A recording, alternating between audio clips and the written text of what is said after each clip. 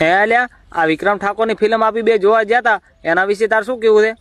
એમાં ફિલ્મમાં હીરોનું નામ અને ઓરિજિનલ નામ સેમ જ હોય. હા તે વળી એમાં શું થઈ ગયું? માં ફાડી નાખી એને ગુજરાતી ફિલ્મ. એવું એમ? ખરેખર ગુજરાતી ફિલ્મોની માં ફાડવામાં જો કોઈ હરણફાળ ફાળો હોય તો એ ભાઈનો જ. અલ્યા પણ અલ્યા સોદીના એ છે ને ચાહે ગુજરાતી ફિલ્મમાં નથી તો ગાળો બોલતો કે નથી નાગોથી નાચતો, તો કેવી રીતના એને ગુજરાતી ફિલ્મની માં ફાડી મેલી દીધી? એ ફિલ્મના ટાઇટલ કેવા?